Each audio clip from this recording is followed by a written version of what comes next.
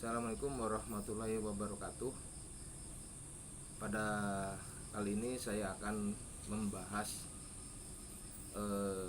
sebuah teknik pembelajaran ya, atau sebuah teknik pengajaran yang mana pengajaran tersebut dilakukan kepada orang dewasa ya, atau yang biasa disebut juga andragogi. Jadi antara menyampaikan atau melakukan pengajaran kepada orang dewasa atau dengan anak-anak itu berbeda ya. Jadi pengajaran kepada anak-anak atau pendidikan kepada anak-anak atau yang disebut juga dengan pedagogi. Saya pribadi adalah sebagai seorang dosen di Fakultas Hukum Universitas Bina Bangsa, yang mana notabene mahasiswa adalah sebagian besar adalah mungkin semuanya adalah sudah masuk ke dalam kategori dewasa ya, sudah dalam kategori dewasa. Nah, tentu saja dalam penyampaian pendidikan kepada orang dewasa itu kita tidak bisa samakan dengan cara penyampaian kepada anak-anak.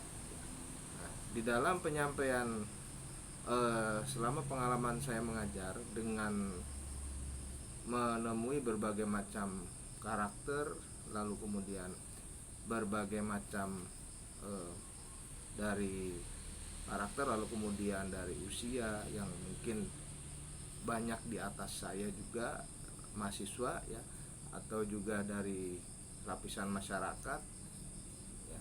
Nah, tentu saja itu kita harus memiliki cara ya, harus memiliki teknik ya, karena yang kita hadapi ini bukan anak-anak gitu ya. Karena yang kita hadapi adalah orang-orang dewasa ya. Nah, ada beberapa prinsip yang harus dilakukan dalam melakukan sebuah pendidikan kepada orang dewasa. Prinsip pertama adalah kita harus menjunjung tinggi harga diri peserta ya. Nah, kenapa? Karena orang-orang dewasa itu akan lebih tertarik atau terdorong untuk melakukan sebuah proses pembelajaran ya ketika harga dirinya kita angkat ya. Jadi siapapun itu, kita tidak memandang jabatan, usia ya. Semua harga dirinya sama, artinya harga dirinya harus kita angkat gitu ya. Harga dirinya. Nah, itu akan menjadi sebuah motivasi ya. Motivasi menjadi sebuah ketertarikan mereka untuk melakukan sebuah proses pembelajaran. Nah, yang kedua adalah biasanya orang-orang dewasa lebih senang belajar untuk melakukan sebuah adanya pembuktian ya. Jadi misalkan salah satu contoh ketika saya mengajar sebuah mata kuliah hukum jaminan ya. Nah, orang dewasa itu senang melakukan sebuah pembuktian ya. Artinya pembuktian itu bisa kita lakukan mungkin dengan pengalaman pribadi kita ya, atau mungkin lebih menarik lagi dari mahasiswa mungkin yang pernah mengalami melakukan sebuah perjanjian ya, secara real ya. Dia memang sudah pernah melakukan sebuah akad atau perjanjian apapun itu ya, yang relevan dengan mata kuliah kita. Nah, itu kita melakukan sebuah pembuktian. Nah, artinya pembuktian itu kita bedah secara bersama-sama. Nah, itu. Nah, lalu yang ketiga, agar supaya menarik ya, atau menarik minat dalam melakukan sebuah pembelajaran terhadap orang dewasa, itu adalah dengan melakukan tuh artinya tidak hanya secara teori, tapi kita juga ada sebuah wujud ya, yang kita bisa lakukan dalam kelas seperti itu ya. Contoh, artinya membuat sebuah draft. Nah, mungkin semua pasti akan pernah mengalami atau mungkin akan mengalami atau menghadapi dimana situasi akan yang namanya membuat sebuah perjanjian, yang mana perjanjian tersebut harus adanya sebuah draft.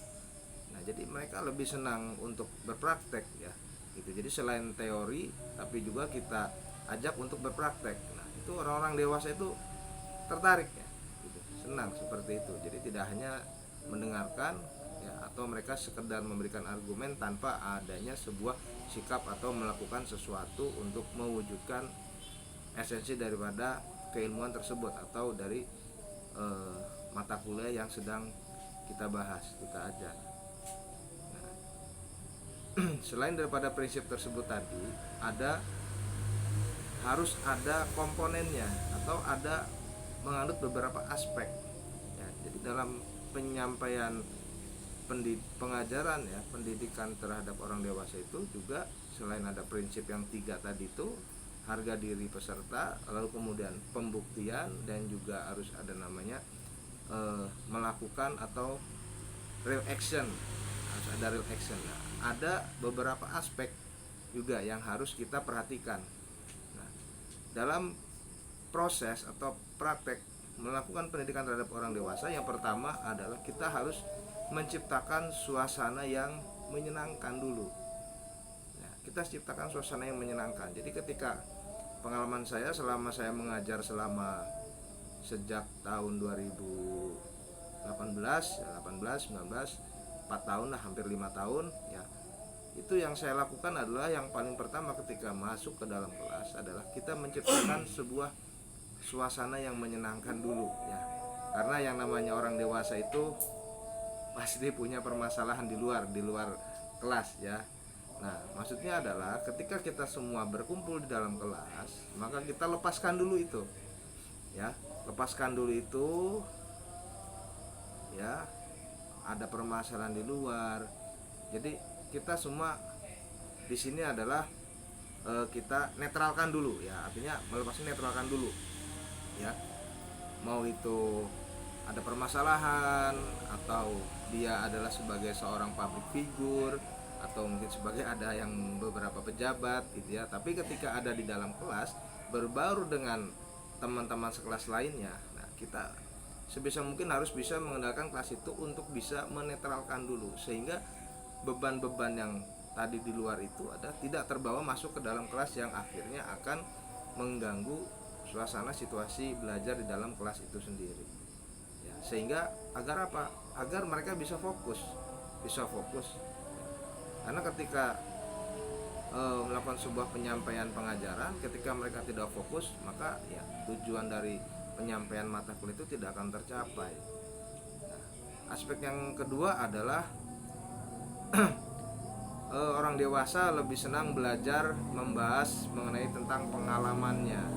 Ya, jadi ketimbang kita membahas secara teoritis gitu kan, atau menurut pakar ini pakar itu ya, itu hanya sebagai teoritis, tapi lebih tertarik membahas dari sisi pengalaman ya. Jadi dengan mata kuliah yang artinya pengalaman itu juga harus relevan dengan mata kuliah yang sedang kita sampaikan ya. Jadi orang dewasa itu lebih senang ya membahas pengalaman ya dalam kelas. Ya, di satu sisi kenapa lebih senang membahas pengalaman, mungkin juga sedang mencari cara penyelesaian juga. Gitu, ya. Nah, kemudian setelah membahas pengalaman, yang ketiga, aspek yang ketiga adalah siswa dijadikan sebagai subjek. Nah, jadi kita buat sebuah perumpamaan ya, sebuah case modelnya ya. Nah, jadikanlah mahasiswa itu adalah sebagai subjeknya, sebagai pelakunya. Nah, itu mereka akan tertarik ya, terdorong gitu. Nah, itu suka ya. Orang dewasa itu suka ketika dalam pembelajaran itu adalah mereka dijadikan sebagai sebuah subjek ya. Lalu kemudian yang keempat, kita juga aspek yang keempat adalah harus memanusiakan atau memanusiawikan ya. Jadi pada dasarnya setiap manusia itu memiliki harga diri ya. Nah, artinya begini, memanusiawikan di sini artinya adalah mereka harus bisa di dalam sebuah kelompok itu mereka harus bisa berbaur ya. Jadi jangan hanya melihat wah ini Anda ada mahasiswa yang biasa-biasa saja, ini ada mahasiswa yang kelihatan wah, atau mungkin dia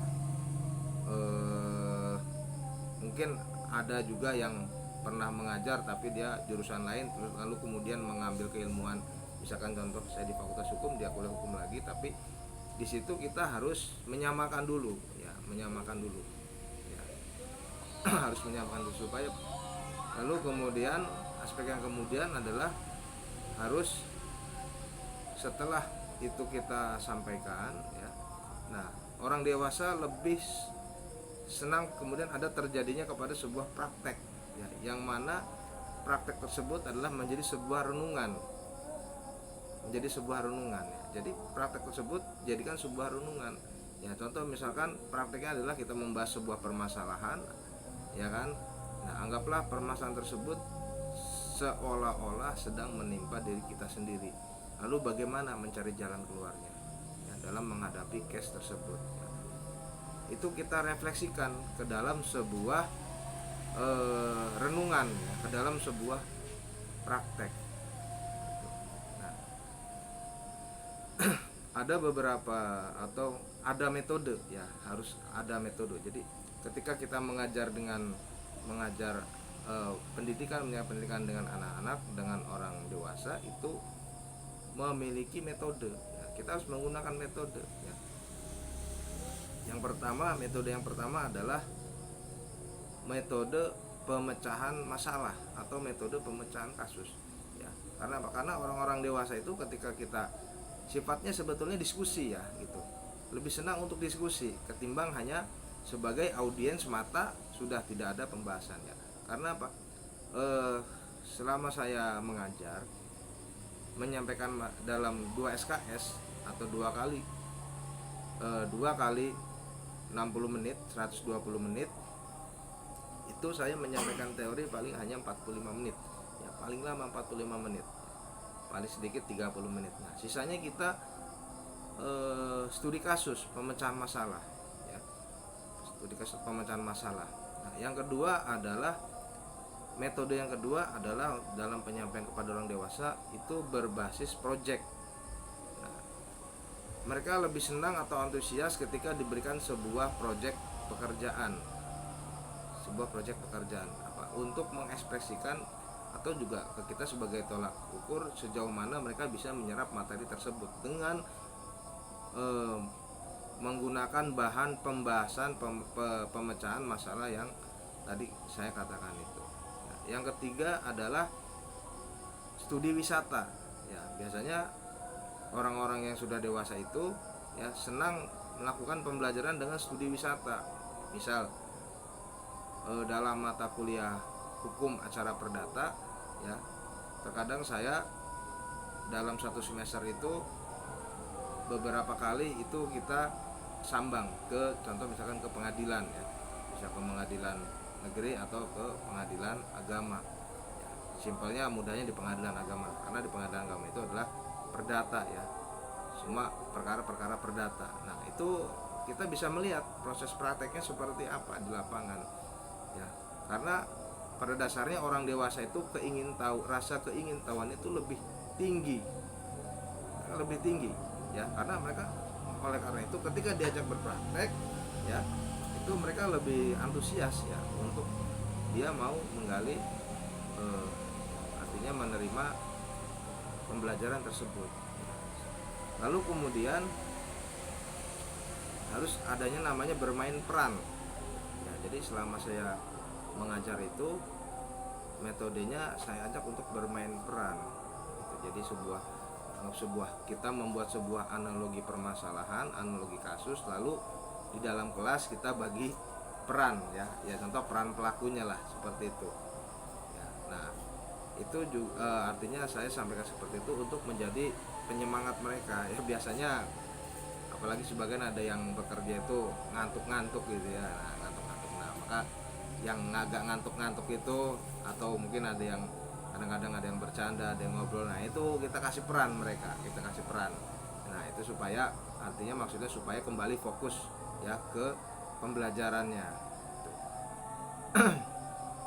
Lalu kemudian adalah dengan melakukan belajar kelompok. Nah,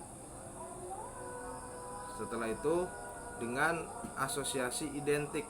Nah, asosiasi identik itu sendiri ya, di dalam satu kelas ya, contoh semisal saya tanya dalam kelas ini siapa yang bekerja di notaris, nah kira-kira, nah jadi meskipun saya sebagai pengajar, tapi satu sisi kita juga butuh informasi dari mahasiswa juga. Ya, contoh misalkan kita sedang mengajar masalah hukum agraria, kebetulan ada mahasiswa yang bekerja di kantor BPN gitu misalkan ya. Nah, itu kita bisa minta informasi.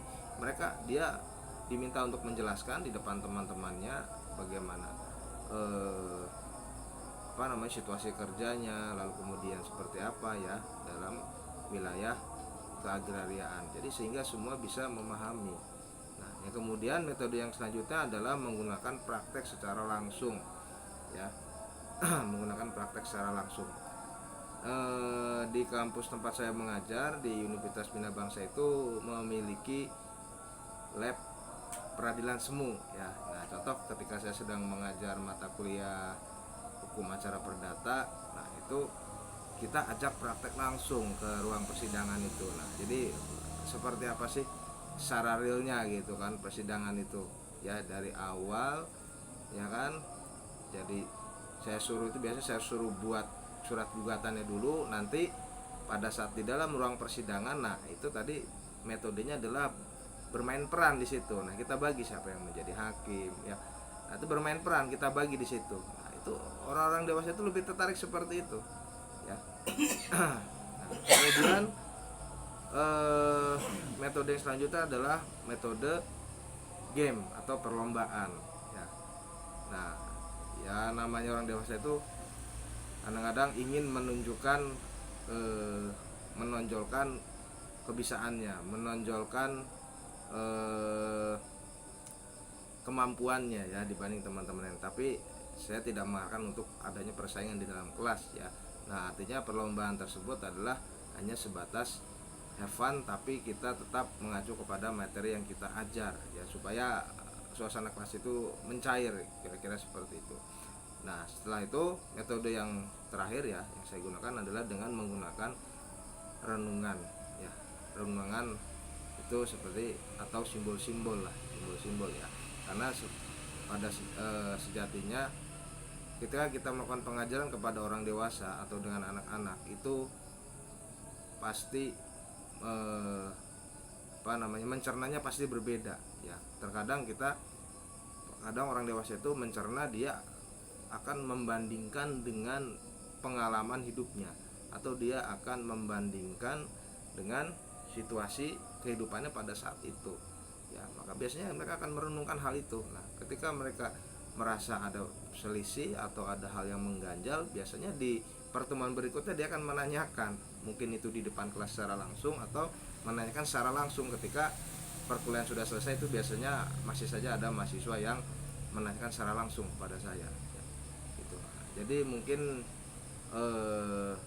itu pengalaman saya selama mengajar di sebagai dosen, ya. Khususnya juga yang saya hadapi adalah mahasiswa itu notabene adalah mereka yang umurnya sudah masuk dalam kategori dewasa, ya, meskipun belum menikah gitu, tapi pola pikirnya saya pandang sudah menjadi orang dewasa, ya, karena sudah di atas 20 tahun gitu, kira-kira seperti itu. Maka jelas berbeda ya cara penyampaiannya ketika kita melakukan pengajaran terhadap anak-anak atau dengan orang dewasa. Itu harus artinya memiliki cara yang berbeda, karena yang kita hadapi itu memiliki cara pola pikir atau mindset yang berbeda pula, ya.